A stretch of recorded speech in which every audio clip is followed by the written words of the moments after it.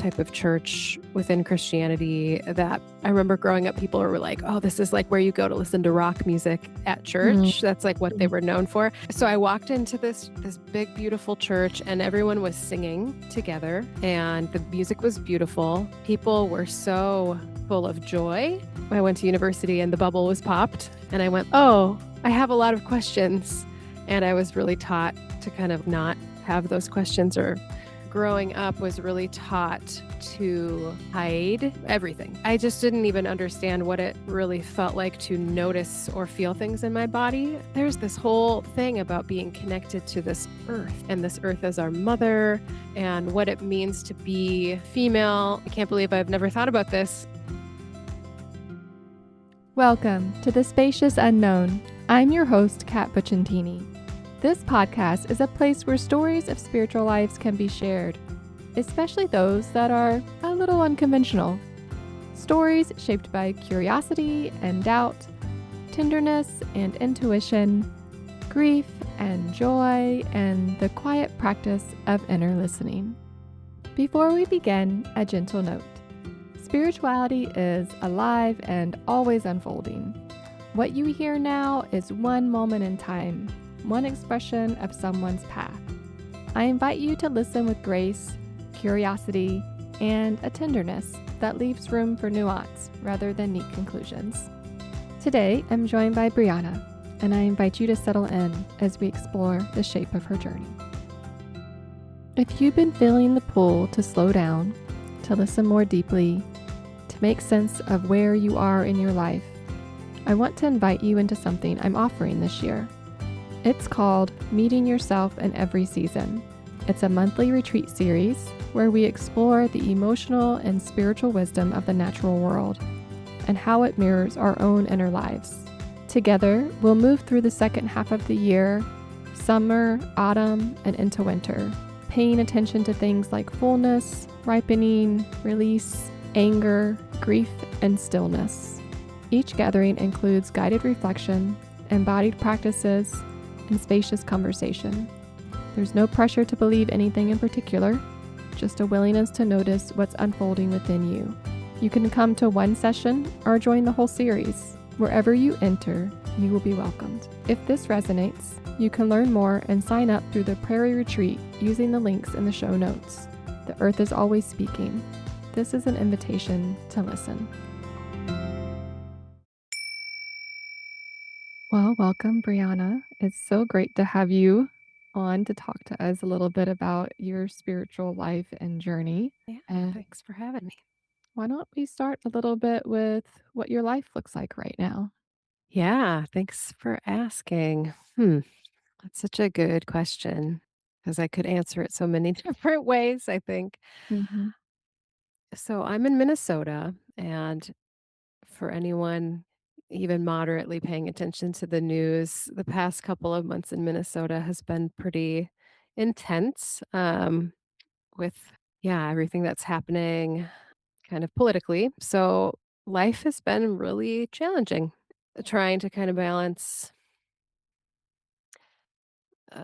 being awake and paying attention to the suffering around me while also not completely being devoured by it, I guess.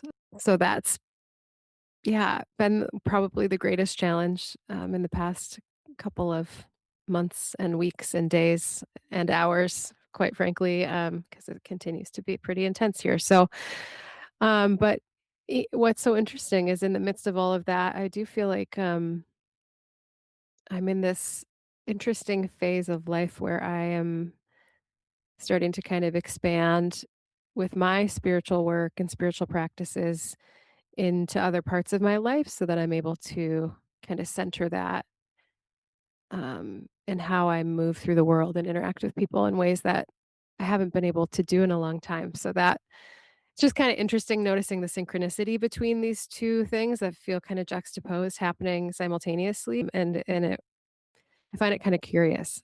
So those are some of the things going on over here, playing singing bowls and singing songs with people and being a wife and a dog mom in the midst of all that as well. So lots of variety. Well, why don't we get settled into the moment with a little grounding and centering? And so I'll just invite you to close your eyes or allow them to rest somewhere. And for those of you who are listening, if it is safe for you to do so, you can also close your eyes and follow along, kind of picturing where Brianna is today as she describes her surroundings. And so we'll just start by taking some deep breaths in and out, in through our nose, and allowing ourselves to fully relax as we breathe out, maybe with a sigh, even if that feels therapeutic for you. I'm going to start by having you notice the places where your body touches the space around you and describe its textures and temperatures and the support beneath you. Yeah, I'm really noticing the first thing that popped out is my elbows, kind of the pressure of them against the chair that's supporting me. And I'd say similar with my sits bones, just, yeah, feeling that pressure. And I wouldn't say like warmth, but it's not cold. My feet are crossed and my right foot is on the bottom. And so that's the one that's touching the earth, the ground below me, a light a light pressure, and my low back is also pressed up against my chair as well. It's also a light pressure, but just feels, like kind of like being cradled. So, as you sit in this space with this cradled feeling, I want you to notice what the air around you feels like, its movement or stillness, its humidity or dryness, its temperature, the way it touches your skin. Yeah, it's quite chilly where I am. I can really feel that on my nose. It's quite still as well, kind of maybe not quite stagnant, but not moving. I can feel that chill on my fingers and fingertips as well, and it does permeate through my slippers and my socks. Mm. So, I'm going to have you extend your awareness to what you can hear, both kind of close to you and maybe even further away, and those small hums of daily life that go unnoticed. As I listen closely, I'm in a basement, so I can always hear my furry friend's paws on the floor above me, which is quite delightful. And then I have a very loud HVAC buzzing away next to me, um, probably trying to warm up my fingers and toes. And I do hear like a faint buzzing, not sure where it's coming from. Mm. So, as we return to the breath, I invite you to breathe through your nose and notice what smells you can pick up, both those really obvious ones, and then breathe in a little deeper and slower to see if you can pick up anything that's just kind of always there and more difficult to notice. I before we began, I put on a very lovely, like blood orange flavored chapstick. Mm. And it's like goat milk. It's made with goat milk, and so there's just a tiny little whiff of that, um, as I'm noticing and breathing, but it's very faint, which is kind of lovely, and I smell a little faintness of like the smell of clothes drying in a dryer, because the dryer just finished drying a bunch of clothes. So there's this. It's not quite dryer sheet, but there's something about the warmth, that smell of the warmth from the dryer, kind of wafting. And I imagine there's probably. I feel like all houses have a smell, and I often will notice it when I leave and return, but I'm not picking it up. That kind of undercurrent smell. So, following your breath down a little ways, start to notice what you can taste in the back of your throat, on your tongue, and in your mouth. I'd say relatively neutral, but kind of like a little tartness in there. Mm.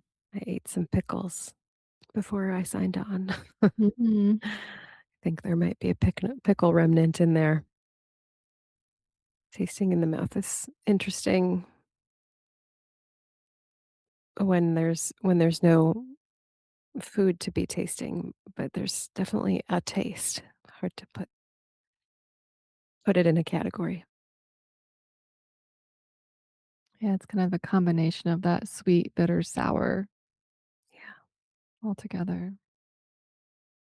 So, we're just going to follow our breath down into our lungs, appreciating the way that our body moves to accommodate it. And then turning inwards, I just invite you to notice where you are holding a place of stillness today.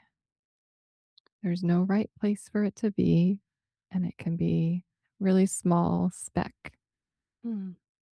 Yeah, I think I do feel like there's a sense of calm in my hands, which I find kind of curious that that's the place I am noticing, but just very peaceful. They're folded in my lap very kind of gently and calmly, and yeah, just a sense of kind of relaxedness as they sit there, and it feels almost like contentedness. Mm. So I just invite you to breathe into that still place in your hands, staying there as long as you need. And when you go to open your eyes when you are ready, I invite you to do it in the same way as sun rises. So just allowing that little sliver of light as you slowly open your eyes and noticing what that light looks like as you continue to slowly raise them. Mm. What a lovely way to open your eyes. Mhm.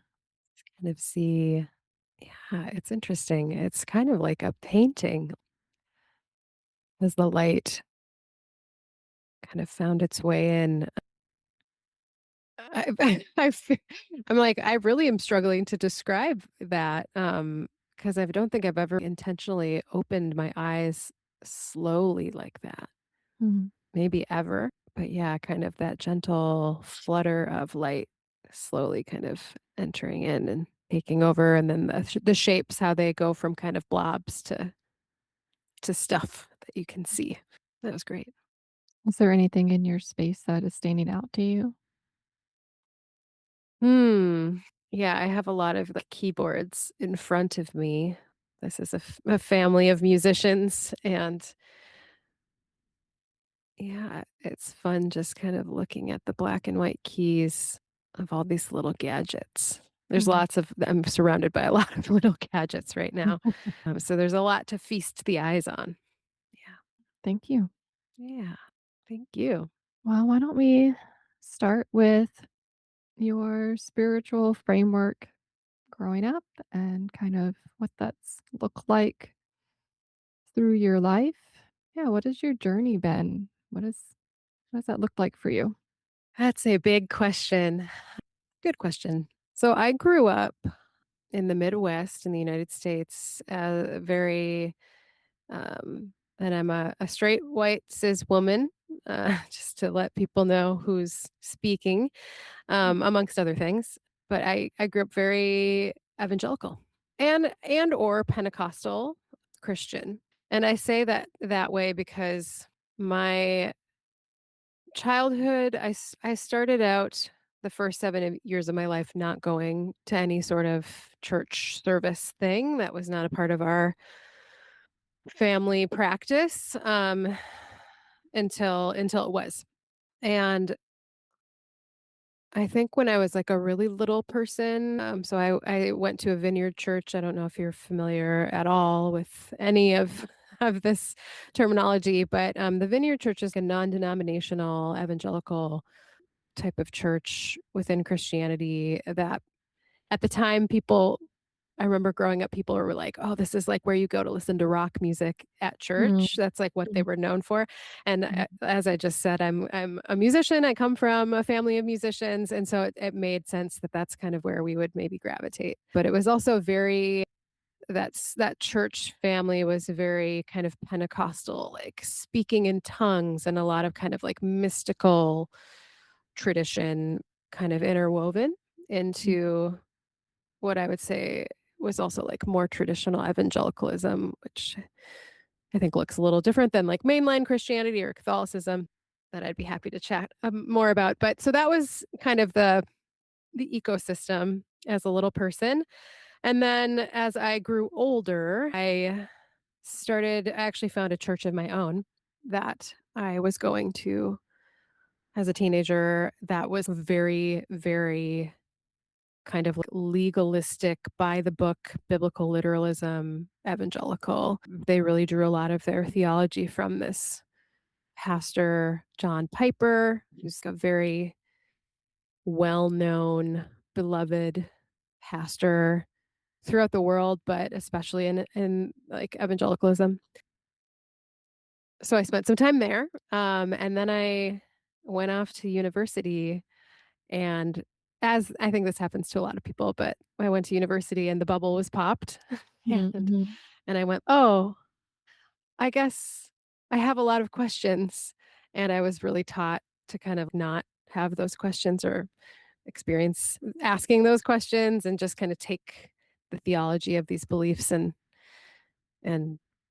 live with them. And so in college, I was like, "No, I think I'm an atheist now," and lived in that place for the better part of 10 years mm, until I decided, "Man, that's not quite right either." I think I actually am an agnostic, and I'm still in that space now, but, maybe even circling around to some of these old beliefs that I had and kind of reexamining them mm, with like a little bit more of a universalistic approach, but I could drill down on any of that that would be helpful to kind of explain more, but that's kind of the basic trajectory that's taken me to where I am now, which is I believe I have a spiritual life that is not bound by a deity per se.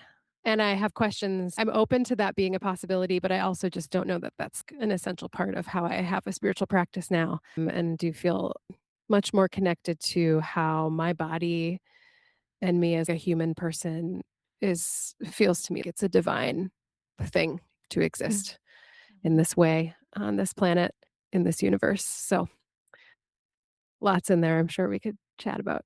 Yeah, thank you. Yeah, there is a lot. And I guess what I wanna hear is if there's been moments throughout your life, thinking back to when you were younger and as you've gone through the years, if there were moments where you really experienced a sense of awe or transcendence or yeah, Yeah. any experiences that just touched your soul. Yeah. Yes, absolutely. I think the first thing that comes to mind is my first time going to church when I was that little 7-year-old Brianna. And now I'm kinda like, I think this maybe could have happened anywhere. I'm not sure that it had to have been like that church at that moment or whatever, but, I did have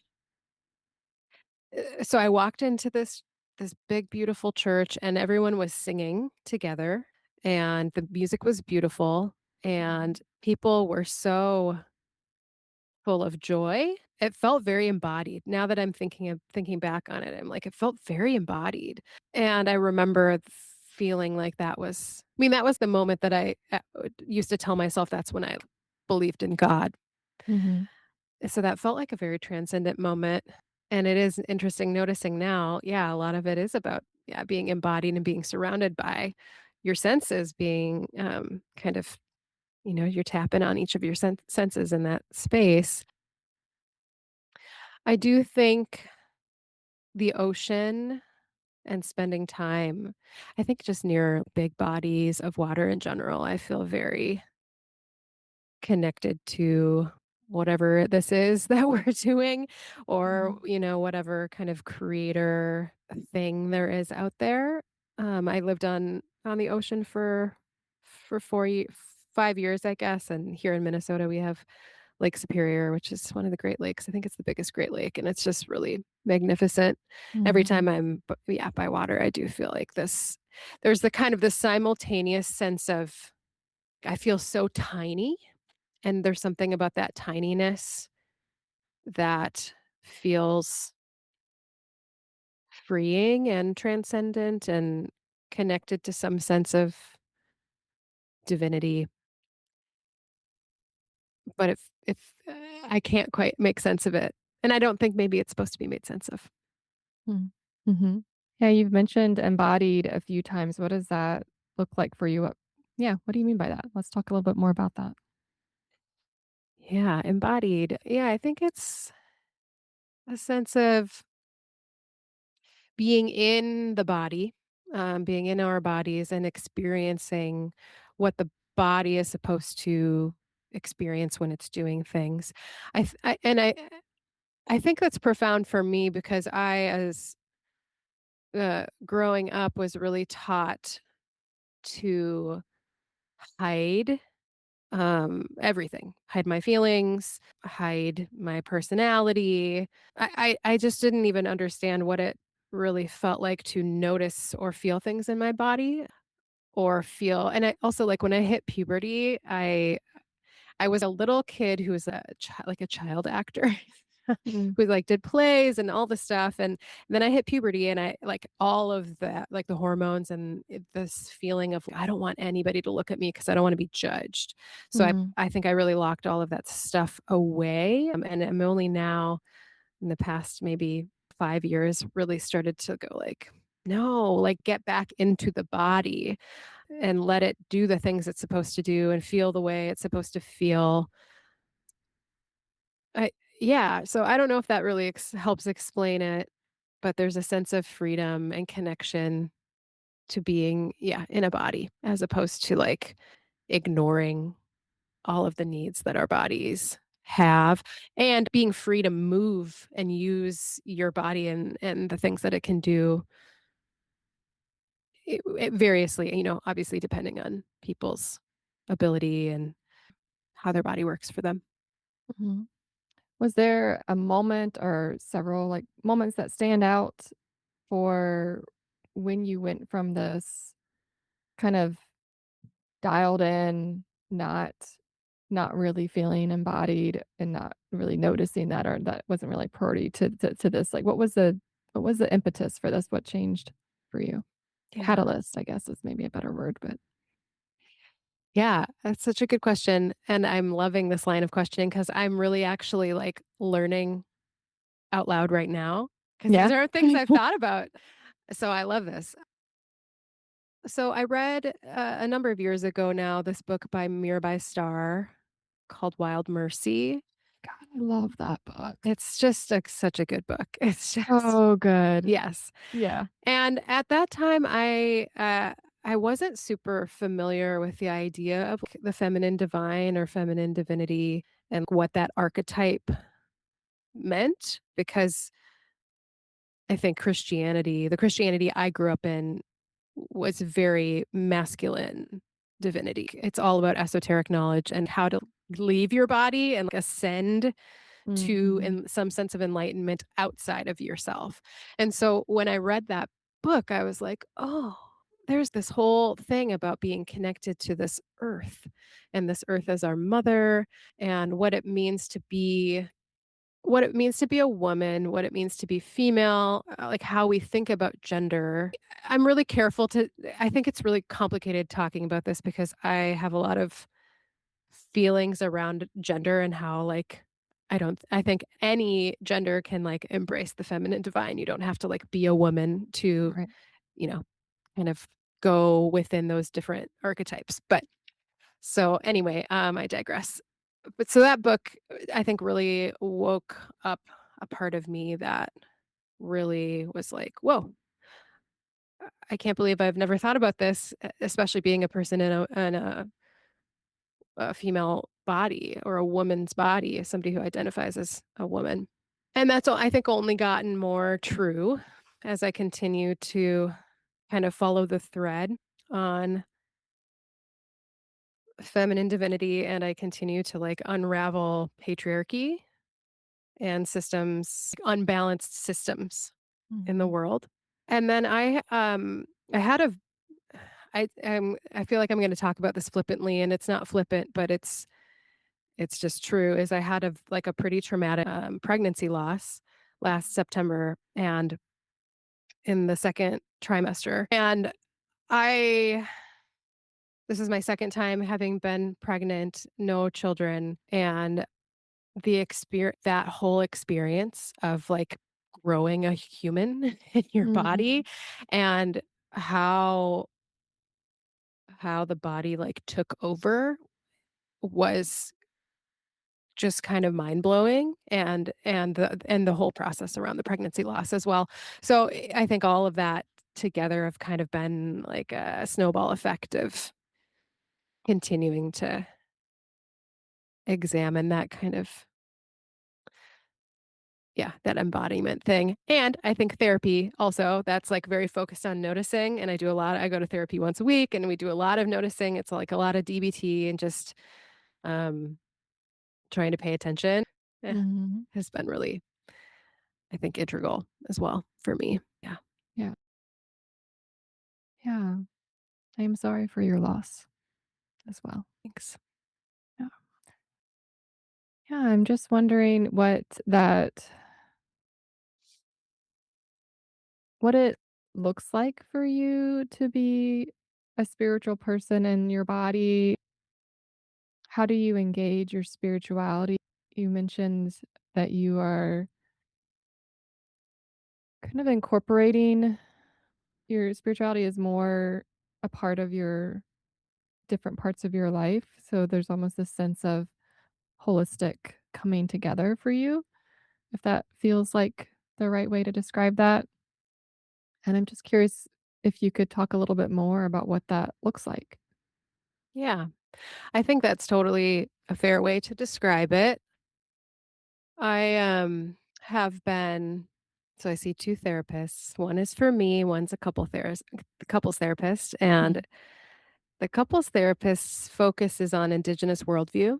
She's an Indigenous woman, and she's trying to teach us how to unravel patriarchy in our Mhm. marriage. And so she brings in this Indigenous worldview chart that you can read all about. It's in this book called The Kinship Worldview. The author is Four Arrows, and Darsha, I can't remember her last name, but it's like a duo. But so this whole idea of Indigenous worldview essentially says like if we go back in time and remember we're all people of the earth Mm.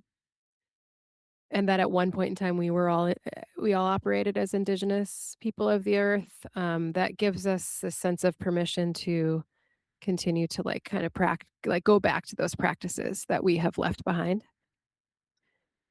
They're very careful to say, like that doesn't mean culturally appropriate native cultures, because Mhm. that's not cool. So, for example, I'm Latvian, and so I actually have been like learning about the pagan roots of Latvia and stuff like that. So, ways to kind of connect to my own ancestry and like the indigenous practices of my people. But anyway, again, I digress. But this worldview talks about how everything can be a spiritual practice, and just our existing is a spiritual thing, because if we are like people of this earth, and if we're all relatives, then we are all sacred together, both the tree and the sky and the rock and the grass and the mycelium and all this stuff. So I think that has become pretty integral in my kind of the way that I again like wade through life is if I treat everything as a spiritual practice, I'm able to honor life in a different way, the life that I live in a different way. I by no means am perfect at this, but it does bring a sense of mindfulness into everything, when I'm able to kinda tap into that, and so I think that's kind of how the spirituality is, like, pervasive, and how I at least how I try to let it be pervasive in everything that I do. I hope that answers your question. Yeah. Yeah. Whatever answer you give answers my question. Cool. Yeah. Yeah. Yeah. So there's something you mentioned about a balanced being in an unbalanced world, and it was around the topic of patriarchy, and, you hear there's, like, this call for matriarchy, and I'm like, "Well, it's still an archy," and I'm just curious, when you said unbalanced, I was like, "Oh, I like that sense of how do we bring it into balance without swinging too far in the other direction so that we're not really holding all all people sacred." Yeah. Yeah. Totally. I feel that. So this is my understanding, and I am by no means an expert, and I'm just continuing to learn and learn from people who I don't know if I need to like put people on a pedestal. I don't know that they're much wiser than me, but they seem to be. But in that same book that I was just talking about, The Kinship Worldview, there is a chapter on hierarchy and how in Indigenous worldview, it's more egalitarian. And then Darsha, the other author, she's a scientist. I think or maybe she's a sociologist. I can't quite remember. But she talks about how like humans actually gravitate toward hierarchy under stress, and that when we're not under stress, we tend to actually want more kind of equal systems. And my understanding of matriarchy is that it's not just patriarchy flipped. It's not like, oh, women are on top. Mhm. Yeah. It's more about the circle Mhm. of time is a cycle, and we're protecting the children who are the most important part inside the circle. But then it's also about being able to be fluid between gender, and but that one example they use in the chapter that I was referencing is think of male and female as like two wings of an eagle, and that you need both to fly. And then there's this sense of fluidity as well, and that we can actually take and move into like more masculine aspects of our identity and feminine aspects, and that there's nothing kind of getting stuck in the binary of those two things isn't really Mhm. like part of how this kinship worldview is set up.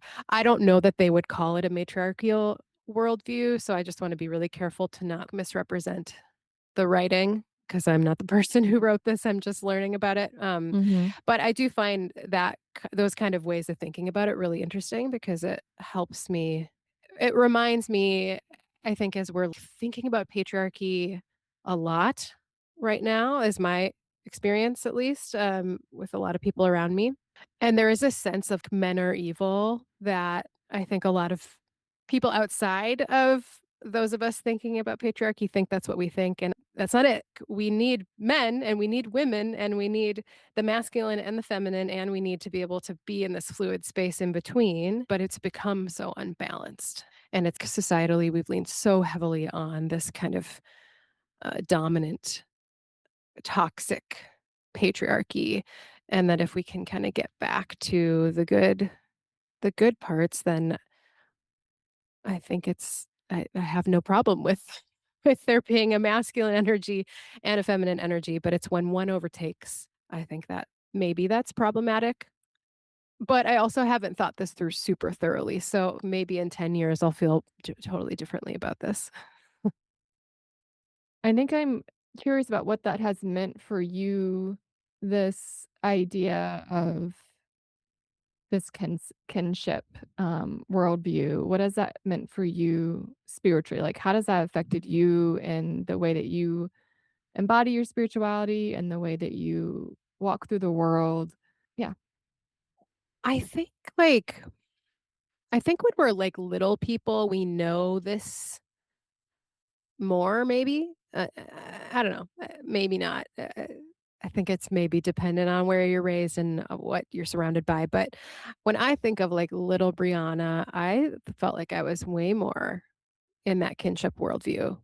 Like there Mm, was a sense of play and connection to all of the stuff around me, that sense of wonder that I think a lot of kids, well, that I experienced as a little person. I really try hard to not speak on behalf of like swaths of people, because that's not really helpful. But in some ways, it feels like kind of coming back to that now as an adult. mhm, The older I get, the more I want to get back to that little Brianna that had that sense of freedom and connection and play, and the little Brianna who wasn't afraid to feel my feelings when they happened. And that just feels kind of innately spiritual to me. I guess this a sense of honoring myself and my body feels like kind of a part of feminine divinity. mm, mhm, Yeah, I guess, yeah, like it's like coming home to myself in some way mm, after being taught put all that stuff away, giving myself permission to be like, nah, I'm not going to put it away anymore. And I think there's this part of Christianity that really messed me up, which is this whole like original sin thing that like mm, you're born sinful, you're born broken, you're a garbage person, and you need this savior to heal you. mm, And I really that level of self-loathing that I was taught was so ingratiated into me on top of, I think, just like what it's like to be a woman in the world, who also like was navigating hormonal changes. So all of those things kind of compounded into this really kind of ugly self-denial. So yeah, I think coming back to self and how self is connected to everything. mhm, And that's where the kinship piece, I think, comes in. It's not just me only. I am surrounded by this beautiful, not only am I surrounded by, but I am part of this whole planet ecosystem. And we are all like symbiotically connected. We just know that scientifically, that it all has connection points. Robin Wall Kimmerer. Have you read Braiding Sweetgrass? I have it. I have it. I have not read I've read pieces of it. I've had lots of friends, and there's a women's spirituality group I'm a part of that Yeah. we led some things with it, but I have it and I intend to read it. I'm not very good at reading nonfiction, so Yeah, no prob. And I go in like fits and starts. I've been Mm, reading it for like a year, but yeah. I because it's really deep. It's really it feels like a very spiritual text. So I'll read like a chapter a month, maybe. I Mhm, still have like hundreds of pages left. But she talks a lot about when we stop objectifying the world that we are in and actually start to see ourselves as related and connected. And she's an indigenous woman as well and a scientist, so she kinda carries both of those worldviews together. So mm, giving myself permission to stop objectifying everything and thinking about this how I need to, like, dominate and have ownership over things, but instead be in relationship with. And so what I do impacts the world around me, and the world around me inevitably is gonna impact me. I mean, we're seeing it with how climate change is happening in this world. Mhm. We could pretend that this earth isn't gonna kick us out when it's done with us, but it's probably going to if we keep treating it in such a cruel way. Feels Yeah. very, very connected. Yeah.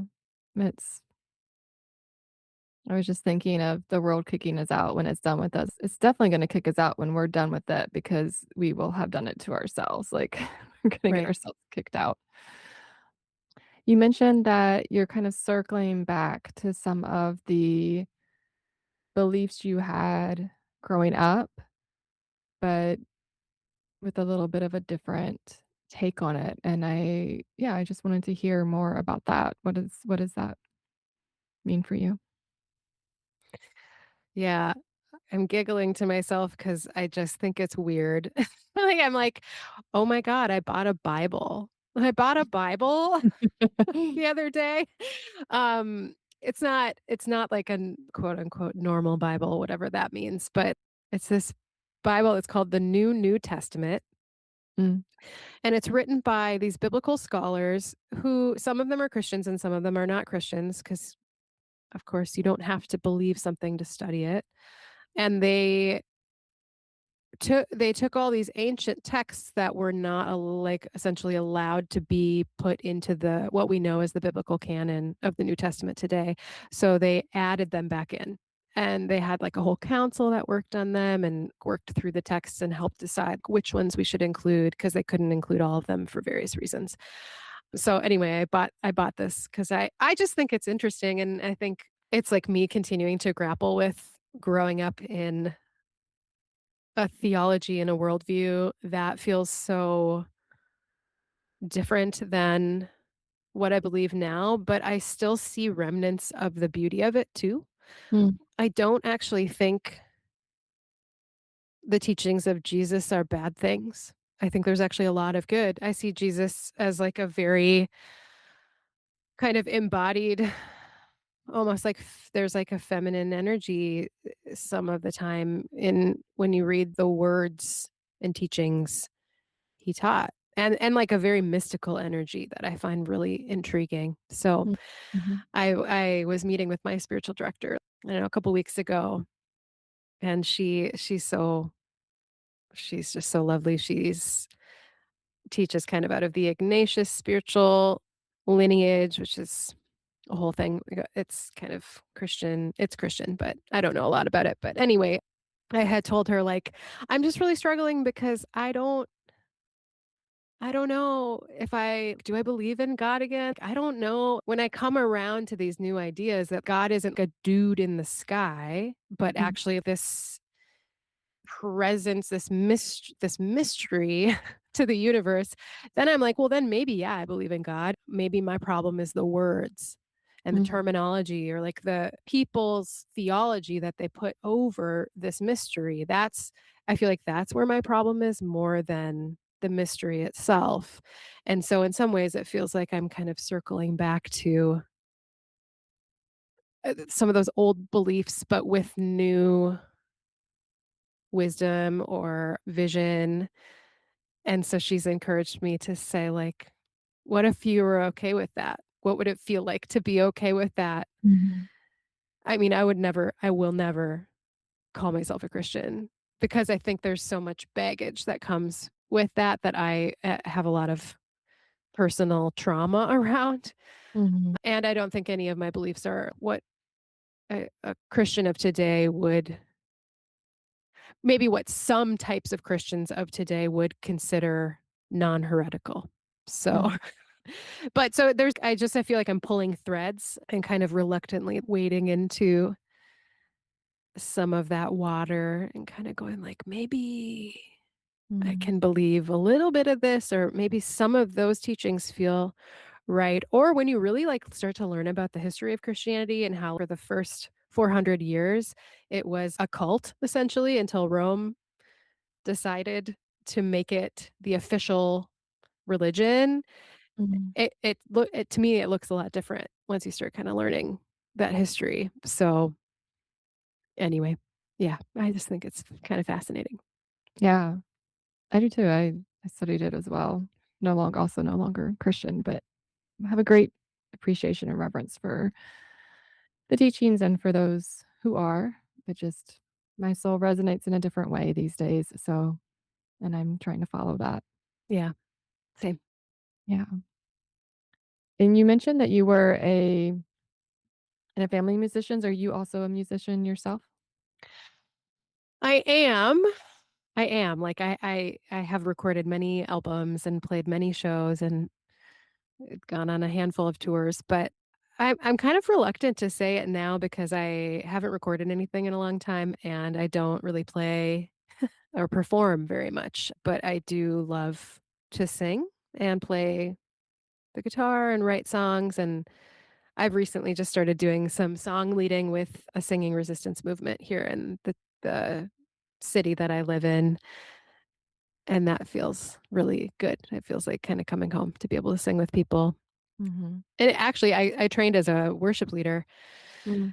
20 years ago. That was my originally going to be my path was to be a Christian worship leader. And it's funny now doing this singing resistance song leading stuff I'm doing kind of feels like being a worship leader again. And I'm like, oh, but I like it. This feels Mhm. really good. So yeah, that's my long-winded. Yes, I'm a musician. Yeah, no, I wanted all of that too. So, it sounds like it started out in at least in a religious realm in some ways, or maybe not. You just mentioned that you were already musicians, family musicians, and you went to a church that had a good music.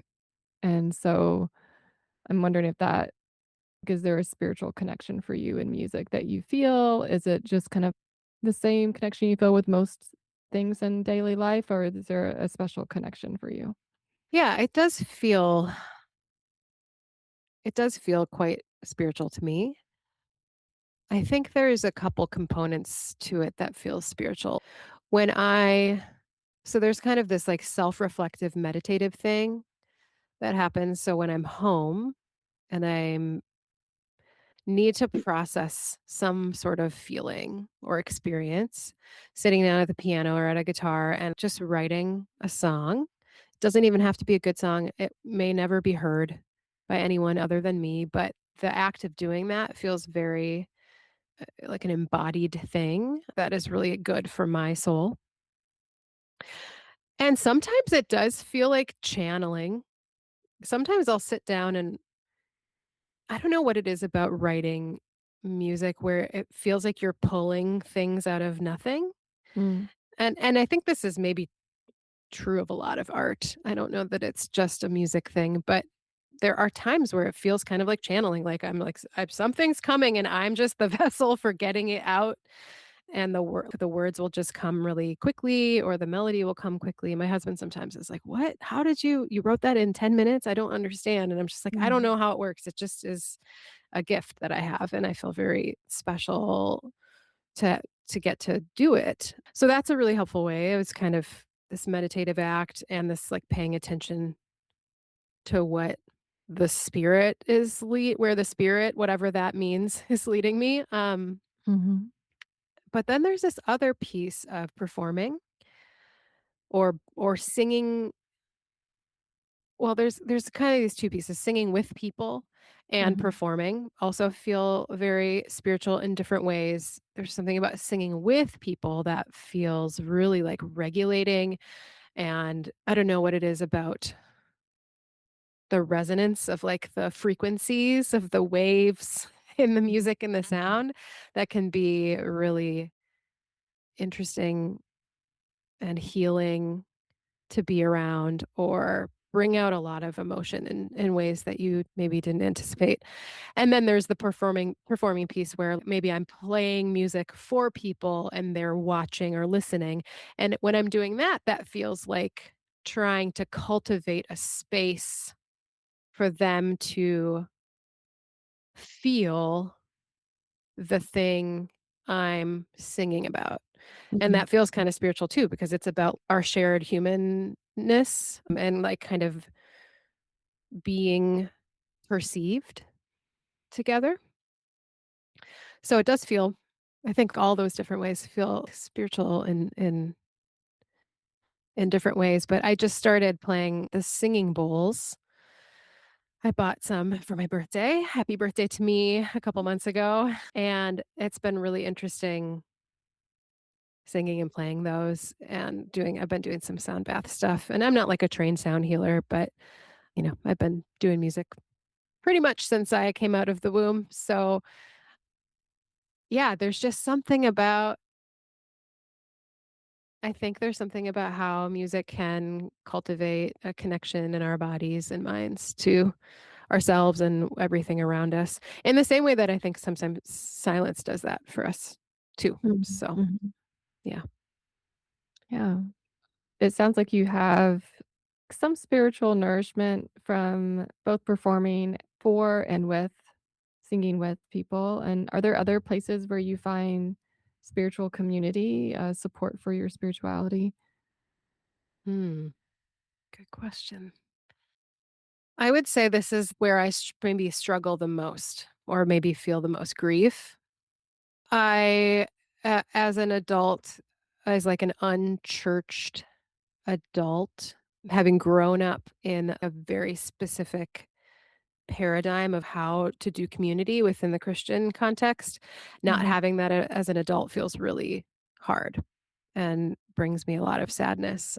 And so I've been trying different things to try and cultivate spaces and or find spaces that are already cultivated to just be in community. And none of them have really stuck. And none of them have quite felt I haven't felt quite at home in any of them mm, yet. I'm hoping that will change in the future. We do this thing, my husband and I do this thing the third or fourth Saturday. I think it's the fourth Saturday of the month. We call it Saturday Sips.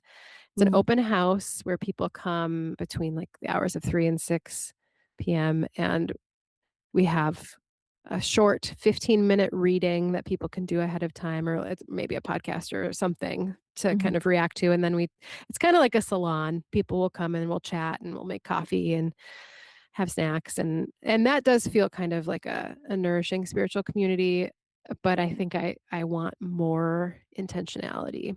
So, if you know of any good groups that are doing stuff here in Minnesota, I'm all ears, but I've gone to UU churches and, yeah, just dabbled in other kind of groups, and nothing's quite fit yet.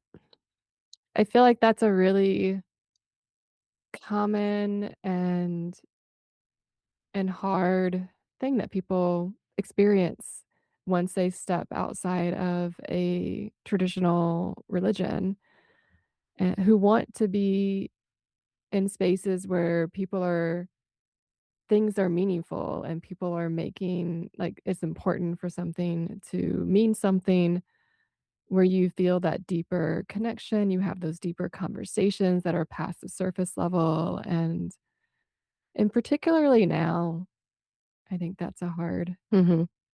thing for people where there is just so much alienation between people with different beliefs, and it's hard to ever really be truly yourself unless you know the person and feel Yeah. safe, because everyone is very prickly about things, many with good reason, and some maybe not not always the best reasons, but there, it's what it is. Yeah, well, and I think I wonder too how much of my experience, and maybe yours, comes from, like, this sense of the American melting pot Mm, of, like, my sense of identity, uh, isn't really connected to my sense of place because I am made up of all these different ethnic identities that are like a hodgepodge. Because I look at there's like a very active Latvian population. There's lots of little pockets all over the country and the world, I'm sure. And that group of people, they work in Minnesota specifically, they work really hard to kind of have all of their cultural practices and spiritual practices together, and they have this, sense of community and connection that includes spirituality, and it's rooted in their sense of place that they are no longer in. I'm sure it's much more complex than this, but I have been thinking about this a lot when you're encouraged to kind of be in a melting pot, what you lose and your sense of place, whereas people in Latvia or like I'm Irish as well, and maybe it's different in Ireland, but I notice it specifically with my Latvian friends. They are connected in these cultural practices that also include like they have more of this kind of that indigenous perspective of our cultural practices and spiritual practices are one. Mm-hmm.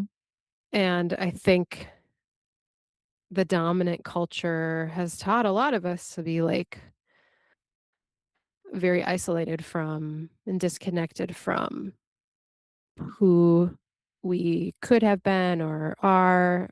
I don't know. I'm kind of just auditioning this idea out loud. So thanks for Mm-hmm. rolling with me. But I think there's something in there about, yeah, being disconnected from community and this individuality thing that happens in dominant culture that feels inherently not kinship worldviewy because the kinship worldview wants us to be in community. Mm-hmm. And it says we need both individual and community, and they serve each other. Do you have specific practices that you participate in or engage in to nourish your soul beyond the singing we already talked about? Yeah, I kind of go through phases. I'm a neurodivergent girly, so I can get really hyper focused on things for a while and then maybe move on to another thing. Mhm. I have been really enjoying the practice of journaling, and I'm not a natural journaler, but I think it's especially important for me personally to not just journal, but also like go back and read what I've been writing to Mhm. be reflective. Again, it's that sense of reconnecting with the self that feels really helpful. I like to pull tarot cards. I think like learning from the archetypes in tarot is really interesting. I was taught growing up through like the ethos of church that tarot was evil. So Mhm. Mhm. it's been really interesting being like, oh, these are just archetype. This is not what I was taught, at least in how I practice. So tarot is helpful as a way to kind of reveal it's like a key to like unlock things in me. Mhm. I love a walk in the woods, and I love, like, a real, like, forest bath type walk where I'm really going slow, and I'm connecting to breath, and I'm feeling the ground with my feet, and I'm noticing the trees and the sounds and, all the stuff that you can do in a forest bath. And I live in the city, so getting that isn't as easy as I'd like it to be. So a couple of years ago, I bought a hammock and I put it in my front yard and I will lay in it and just stare at the sky and then there's 2 maple trees overhead, and I love to just watch how the branches interact with each other in the wind in the summertime. It feels really special. I've spent a lot of time out there. It feels like a mindfulness practice of just noticing and being in nature, and that's a really nice, easy way to do it without having to drive an hour to get to some really beautiful secluded woods, which is would be my preference, but not always feasible. Yeah. Yeah, are there and this may be something that the answer is I don't know, which is totally fair, but you grew up with a male god in the sky, and that doesn't seem to be really what resonates with you anymore, and so is there another source or being or energy that you connect with? Yeah, that's a good question. I think a lot. I love to read folklore. I love mythology. I tend to read them like they're stories and not real. Real in the sense of we're real. And Mhm. so I find I don't know that I have like a deity type of character that I believe is real, but the archetypes I think are spiritually significant in Latvian dievturība, which is the kind of pagan practice, the old ancient practice. There's the sky father, and the Earth Mother, Mm-hmm. Dievs and Mara. And then there's Lima, or I'm going to say it wrong, Lima, because I don't speak the language, even though my grandmother is Latvian. Lima is the goddess of fate. So you get two goddesses and a god, and I find that like the archetypal stories really beautiful and interesting, and you get that balance again where you get male and female. Mm-hmm. And I think Christianity gives you a lot of masculine and not a lot of feminine. And so it'll be interesting to see that scholarship develop over time. But I'm really interested in physics and listen to a lot of podcasts about physics. And there's something about, I feel like such a dweeb. We're all waves. We're all waves. We actually are all waves. Our subatomic particles aren't even particles. They're like waves in a field. And so I just sometimes I'm like, yeah, maybe there's something about energy and waves and that we don't know or understand that science hasn't been able to explain. And maybe that connects somehow to the spiritual stuff that I find really interesting and curious, especially like the most recent science around consciousness. There's just like a lot of fascinating stuff. So maybe there's something with energy. And I also am always very reluctant to say I believe this thing 100% because I think Right. growing up with this hard-lined legalistic way of believing, I'm very uncomfortable with that now, which is probably a trauma response to some degree. So still figuring it out, and that's where the curious agnostic in me kind of lands, I guess. Yeah, I also feel hesitant to ever say, like, "This is what I believe," because this is what I believe in this moment, in this very second, right now, as I'm speaking to you and saying Mhm. it, and change very soon and change back. And so I think listening, that noticing that you've mentioned, that practice of noticing it more than just the physical world, but also what's resonating with you in this moment. And yeah, so. Well, and I think too, this idea that I think a lot of the like Christian dominant culture teaches that we aren't holy or Mhm, divine. I think we are too. And like, so that sense of noticing or connecting to these stories feels very divine to me as well. And it's a mhm, way of naming some spiritualness within each of us. This idea of separation, the more I kind of recognize the divine in you and the divine in me makes me go like, oh, we're not really all that separated. And a lot of these more kind of dominant beliefs. And I know there's so many more world religions than just Christianity. So I'm mhm. speaking from that particular perspective because I know a lot about it, having grown up in it. But this idea of separation just seems really strange to me, I guess, as I learn more and pay more attention and do that noticing in myself. And then it lets me go like, oh, I can be a part of that sense of sacredness too. Yeah, I love that. Well, thank you for taking the time to sit with me and talk to me and share your story with me and whoever ends up listening to this. I like to close with an invitation to share something for our listeners to savor. So, something that you can leave them with that's been either a point of wisdom that you have come to realize about yourself through your own experiences, or a mantra that you live by. Yeah, just something that has been companion to you spiritually. Hmm. I think there's two things that come to mind. The first is question everything, and the second is listen to your gut or listen to that intuition, that quiet voice, and be curious about what it's telling you. I think those two things can serve us really well.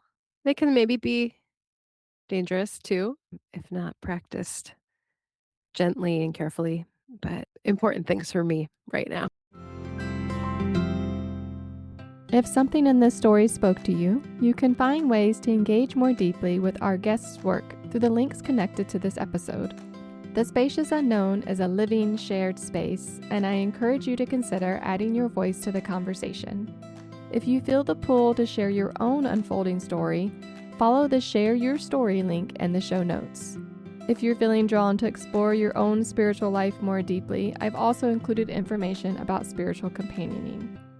The Spacious Unknown is part of Unfurl, my publication on Substack, and is produced by Embodied Conversations, LLC.